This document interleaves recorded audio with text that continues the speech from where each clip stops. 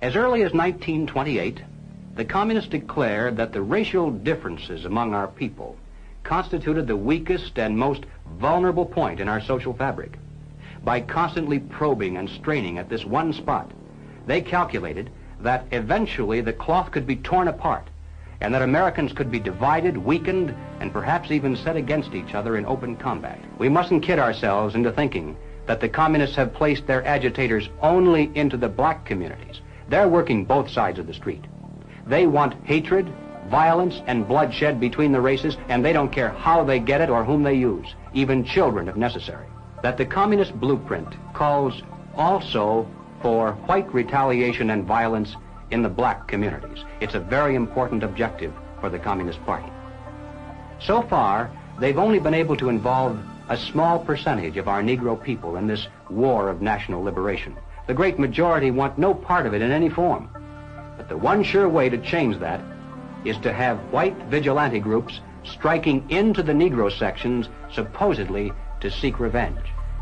Ladies and gentlemen, the plans and preparations for a communist revolution of force and violence are far advanced. The organization behind these preparations has almost unlimited financial resources, and it provides both training and leadership based upon years of experience in many other countries. Our enemies are deadly serious about their task, and it's nothing short of national suicide for us to continue to ignore their plans and their progress. The strategy of the proletarian revolution calls for the quiet conversion of our government into a communist regime, but under the banner of socialism. Well, what is socialism? All right, let's define it. According to the dictionary, socialism is a political concept based upon the principle of government ownership and control of property, the means of production, and the avenues of commerce.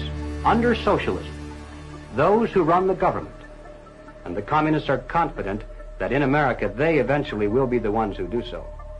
Those who run the government will know who is to get something and who has to wait, and that represents control over human beings. What has all this to do with the communist revolution in America? Well, ladies and gentlemen, it has everything to do with it, because the building of socialism is the communist revolution in America. It represents the process whereby our country can be moved gradually toward communism without the people even being aware of it. No matter what grievance we may have, real or imagined, no matter what national problems we may face, the communists seize upon these as excuses to build socialism. They have one and only one solution for all problems: more government, and then more and more until it's total government. And forgive me for saying it one more time, total government is communism. In 1943, the following directive was issued from party headquarters to all communists in the United States. It read, "When certain obstructionists become too irritating, label them after suitable build-ups as fascist or Nazi or anti-Semitic, and use the prestige of anti-fascist and tolerance organizations to discredit them. In the public mind, constantly associate those who oppose us with those names which already have a bad smell.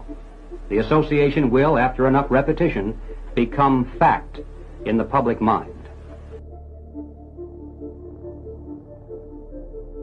But because they are lying, it's possible to expose them, and this is their Achilles heel. By comparison, we have nothing to hide, therefore we have no reason to lie, and we wouldn't want to even if we could. Truth is a far superior weapon than deceit. It's a weapon which is denied to them, and in the end, it will be the decisive weapon that destroys them completely. We get a lot of advice from the council, so this will mean I won't have this far to go to be told what we should be doing and how we should think about the future. People like Hillary Clinton know, even at elevated position. Hillary Clinton, you'd say, was one of the big movers and shakers.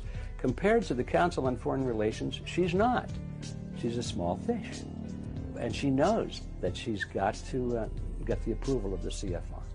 I had a friend, Nick Rockefeller, okay, who was one of the Rockefeller family. The ultimate goal that these people have in mind is to create a one world government. And this is given me straight from Rockefeller himself. This is what they want to accomplish. Not just any world government, but a world government based on the model of collectivism. In other words, big, powerful, centralized world government. If it were a world government based on the principles of freedom and freedom of choice, freedom of culture, low intervention, if no intervention in the lives of normal human beings, it might be a wonderful thing, but that's not the kind of world government the left and the right have in mind.